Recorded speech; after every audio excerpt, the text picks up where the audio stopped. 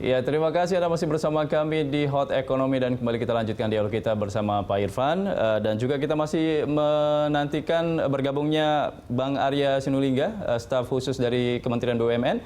Baik, saya ke Pak Irfan lagi. Pak Irfan, tadi Anda mengatakan kan ini kalau misalnya ada bank induk yang akan menjadi penerima dari penggabungan ini sedikit unik nih, ketika BRI Syariah yang kabarnya akan ditunjuk sebagai induknya, kemudian Bank Syariah Mandiri sendiri memiliki aset yang lebih besar dibanding dua bank ini. Ini menurut Anda, apakah nantinya ke depan tidak khawatir ada gesekan-gesekan kepentingan di level top management begitu? Ya, saya kira pemilihan BRI Syariah sebagai surviving entity ini didasarkan kepada fakta bahwa BRI Syariah ini kan satu-satunya dari 3 bank ini yang sudah listed di bursa. Jadi dia sudah menjadi perusahaan TBK terbuka, yang dimana kalau perusahaan TBK kan ada sejumlah ketentuan yang harus dipenuhi begitu. Dan ketika BRI Syariah ya kemudian ditunjuk sebagai surviving entity, ya kita melihat bahwa respon pasar juga sangat luar biasa bagus ya, dan itu terbukti bahwa saham dari BRI Syariah itu mengalami kenaikan ya, jadi harganya itu sangat tinggi sekarang ya, naik mungkin sekitar 6 atau 7 kali dari yang pada saat dulu awal. Nah itu saya kira menjadi indikator bahwa respon pasar positif. Nah, tadi ya seperti yang saya sampaikan bahwa saya meyakini ya meskipun BRI Syariah sebagai surviving entity, tetapi nanti pada akhirnya ya untuk nama Bank Syariah itu sendiri ya tentu dugaan saya kita akan dipilihkan nama yang baru ya, yang mencerminkan nama yang baik ya, dan juga mencerminkan kebersamaan dari ketiga bank ini ya, terutama ketiga induknya yang ada begitu, sehingga diharapkan ini juga bisa meminimalisir ya potensi-potensi konflik ya yang ada di dalam proses merger ini. Demikian. Oke, kita akan coba menyapa Bang Arya yang tadi sudah sempat bergabung bersama kita. Bang Arya. Bang Arya. Oke, nampaknya belum tersambung. Kita kembali lanjutkan. Pak Irfan, kalau misalnya melihat dari potensi pangsa pasar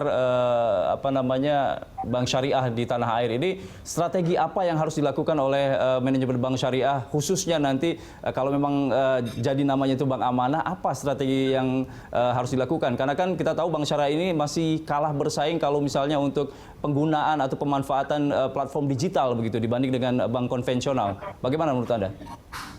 Ya, tentu kita harus merumuskan ya strategi ini dengan baik, dan saya meyakini ya bahwa tentu tim yang sudah ditunjuk ini bisa merumuskan strategi dengan baik. Tapi yang harus dilakukan memang ada banyak hal ya. Pertama tentu dari sisi sosialisasi ya, sosialisasi kampanye, kemudian juga dari sisi penguatan branding, karena bagaimanapun juga dengan nama yang baru ini kan berarti harus ada effort ya untuk kemudian memperkenalkan sesuatu yang baru ya, sementara kalau yang 3 ini kan sudah dikenal sebelumnya. Nah ini tentu perlu strategi marketing yang baik. Kemudian juga yang berikutnya adalah penetrasi Bank Syariah ini kita harapkan juga bisa memperkuat UMKM. Jadi meskipun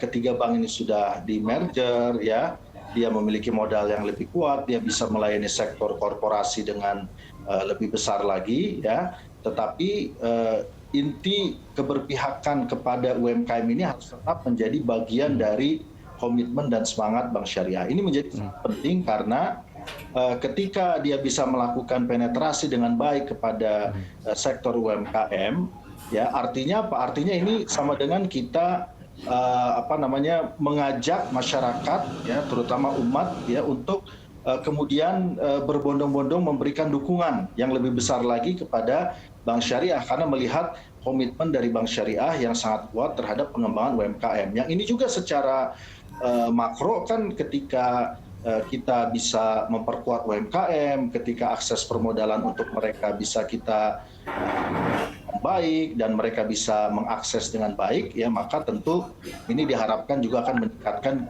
perekonomian kita secara keseluruhan dan keadilan ekonomi bisa juga diwujudkan dengan lebih baik lagi. Ya. Jadi memang ini juga diantara strategi yang harus dilakukan, difikirkan dengan baik. Yang ketiga tentu penguatan dari sisi digital banking, ya, di digital technology ini juga menjadi sangat penting, apalagi kita berada pada kondisi pandemi dan mungkin juga pasca pandemi nanti kan juga behavior orang barangkali akan lebih semakin dekat dengan digital lifestyle, ya. Nah, saya kira Bank Syariah ini harus mampu kemudian mengembangkan digital teknologi yang relevan dengan kebutuhan masyarakat. Jadi bukan hanya sekedar mengembangkan teknologi digital, tapi yang relevan dengan kebutuhan masyarakat. Nah, ini yang saya kira. Pak Irfan, ini menarik ketika Bank Syariah ini akan menggunakan digital banking atau platform digital. Ini kan kita tidak bisa menutup mata ketika banyak juga bank konvensional memasuki ke platform digital. Ada beberapa pengurangan karyawan begitu. Sementara untuk Bank Syariah ketika di merger ini ada jaminan dari Menteri BUMN bahwa tidak akan ada PHK. Nah, ini bagaimana mensiasatinya ketika banyak pekerjaan dari karyawan, pekerja kemudian dialihkan ke platform digital begitu, Bang? Ya, nah disinilah menurut saya menjadi salah satu tantangan utama, ya. Bagaimana di satu sisi ya platform digital ini dikembangkan, tapi di sisi lain juga kita tidak mudah untuk kemudian tadi ya melakukan rasionalisasi karyawan. Nah ini saya sih menyarankan bahwa pasca merger dan kemudian ini mengembangkan industri, maka saya berharap juga tidak hanya berhenti di situ, tapi juga Bank Syariah ini bisa juga mengembangkan financial services yang lain. Ya, artinya dia akan menjadi grup finansial yang juga nanti masuk mungkin ke industri manajer investasi, masuk juga ke asuransi, begitu ya. Nah sehingga dia menjadi satu konglomerasi keuangan syariah yang kemudian dia bisa menjangkau banyak lini, ya, banyak lini dan menyediakan banyak layanan. Nah, tapi ini tentu tergantung sekali lagi kepada keputusan pemerintah, ya, dan juga tergantung nanti kepada bagaimana desain pasca merger ini, ya, karena sebenarnya dengan kondisi yang ada, ketika kan Bank Syariah ini kan belum bisa hadir di semua kabupaten kota di seluruh Indonesia. Jadi artinya sebenarnya posisinya hari ini itu masih berada pada posisi di mana masih dimungkinkan bahkan untuk menambah karyawan. Baik. Dengan Pak Irfan, kita akan coba bergabung dengan Bang Arya Sinulinga. Bang Arya. Ya, siap. Ya. Bang Arya, ini kita sudah panjang lebar tadi berbicara dengan Pak Irfan. Salah satu masukan dari Pak Irfan adalah setelah merger ini kan harus ada tindak lanjut dari pemerintah. Tidak hanya sekedar merger, kemudian apa langkah yang akan dilakukan oleh pemerintah agar penggabungan dari Bank Syariah ini berdaya guna untuk bisa meningkatkan ekonomi. Salah satunya tadi yaitu penguatan ekosistem ekonomi syariah. Ini bagaimana Bang Arya?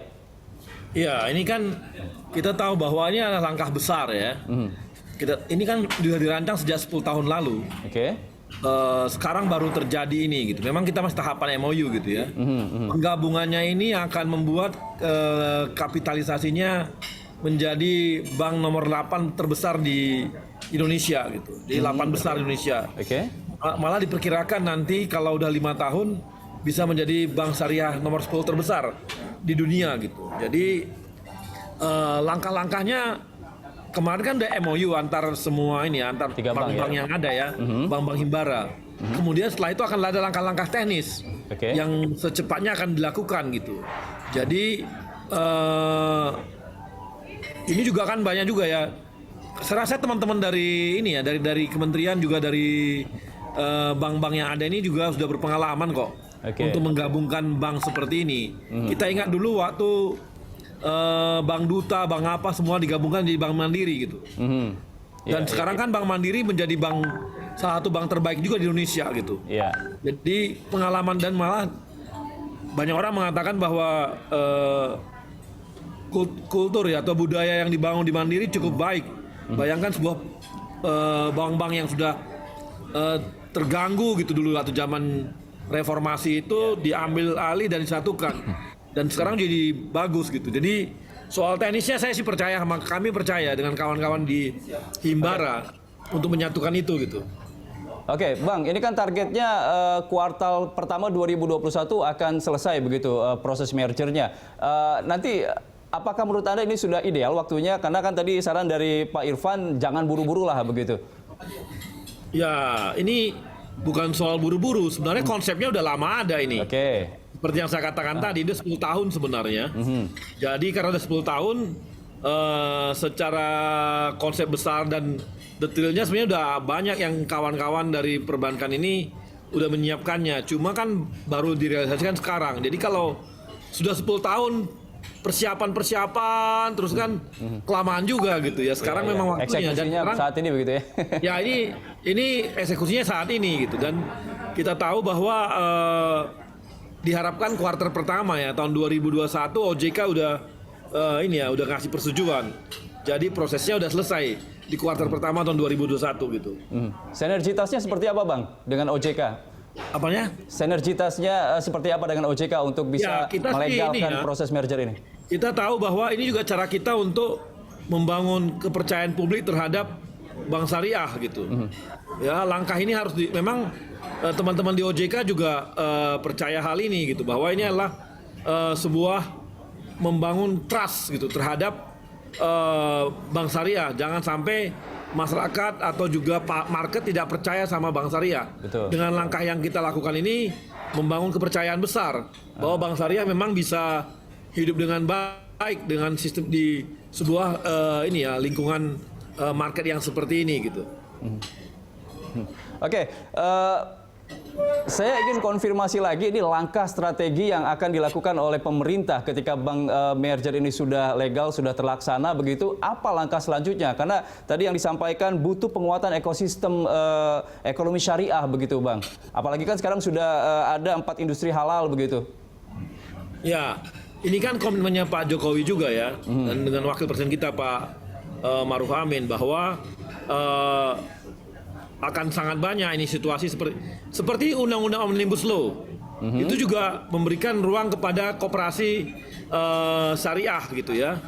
Ini juga adalah bagian dari mikronya juga yang terkecil dari lembaga usaha yang mengarahnya ke sana gitu. Jadi iklim itu udah terbangun di Omnibus Law juga, Mas. Omnibus Law itu mensupport membangun iklimnya syariah gitu, perbankan syariah ini gitu. Ini yang mungkin banyak nggak dibahas banyak pihak ya, bahwa ternyata di Omnibus Law itu mensupport benar yang namanya lingkungan syariah gitu. Dan juga seperti kita tahu bahwa nantinya ini akan masuk ke retail gitu ya, produk-produk KPR, kemudian gade emas juga dilakukan di sini gitu. Itu hal-hal yang diharapkan bisa membangun dari hal kecilnya ya gitu. Ya, termasuk melibatkan proyek APBN. Proyek APBN sih sampai hari ini kita belum belum kita lihat gitu ya, belum kita lihat, Mas. Bang, ini kita pengen tahu, masyarakat juga pengen tahu nasabah dan juga karyawan dari bank-bank syariah ini nasibnya seperti apa ketika merger ini dilakukan begitu? Justru ini menguatkan mereka ya, dari segi nasabah ini memperkuat mereka bahwa kapitalisasi perbankannya kan jadi makin kuat. Artinya kekhawatiran akan ada goyang-goyang atau apapun terhadap perbankannya bank syariah ini kan makin berkurang gitu, karena bersatu, kepercayaan publik makin, nasabah juga akan makin baik. Sementara untuk karyawan juga begitu ya, bahwa ini akan jadi bank besar gitu, bukan bank yang anak perusahaannya Himbara gitu, tapi jadi bank yang memang berdiri sendiri, yang kalau lihat kapitalisasinya mencapai ekuitasnya mencapai 2,5 triliun gitu. Kemudian asetnya mencapai 210 triliun gitu. Jadi ini kapitalisasi pasarnya itu diperkirakan sekitar 29-30 triliun. Ini kan membuat nasabah kan makin percaya, dan otomatis karyawan juga ini ya seperti mendapatkan sebuah perahu besar jadinya.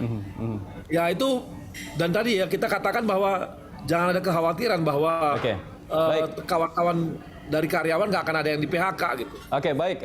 Saya terakhir ke Pak Irfan. Pak Irfan, closing statement dari Anda kira-kira poin apa yang harus dilakukan oleh pemerintah agar masyarakat nasabah juga yakin bahwa potensi dari bank syariah ini sangat besar dan bisa meningkatkan perekonomian nasional, begitu Bang?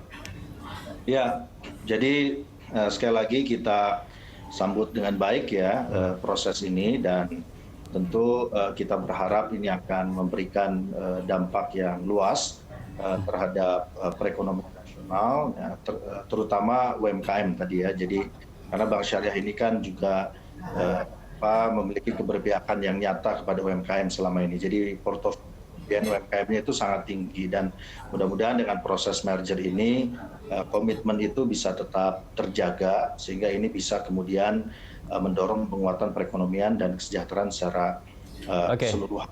Dan terakhir barangkali yang penting kebetulan ada Pak Arya ya, jadi kalau bisa memang tahapan-tahapan teknis ini juga bisa terinformasikan ya kepada publik sehingga nanti kita bisa memberikan masukan-masukan ya demi lancarnya proses merger ini. Demikian, terima kasih. Oke, baik. Terakhir dari Bang Arya, closing statement-nya seperti apa? Ya, ini adalah langkah besar yang dilakukan di pemerintahan Pak Jokowi ya. Terbentuknya bank syariah ini. Kita harapkan supaya dukungan dari masyarakat juga terjadi gitu. Jadi ini adalah karena ini adalah permintaan dari Pak Jokowi, maka jangan khawatir gitu. Artinya pemerintah akan sangat membantu dan mensupport benar yang namanya bank syariah. Dan kembali lagi ya bahwa untuk kawan-kawan karyawan di bank syariah udah ada komitmen kita bahwa tidak akan ada pengurangan satupun dari pegawai bank syariah yang ada karena merger ini gitu. Oke, Bang Arya terima kasih, Pak Indra terima kasih banyak sudah bergabung bersama kami di Hot Economy. Pak Irfan maksud saya, kita akan tunggu progresnya seperti apa proses dari tahapan-tahapan untuk penggabungan dari Bank Syariah ini, mudah-mudahan bisa meningkatkan benar-benar ekonomi nasional di tengah pandemi seperti ini. Terima kasih Pak Irfan dan juga Bang Arya. Pemirsa, sampai di sini kebersamaan kita dalam Hot Economy. Tetap jaga jarak dan pakai masker. Pemirsa, Anda bisa mengirimkan informasi dan saran ke email kami di redaksi @berita1.tv atau follow kami via Twitter, Facebook, YouTube, dan Instagram. Saya Andra Usmana mewakili seluruh kerabat kerja yang bertugas undur diri. Terima kasih, sampai jumpa.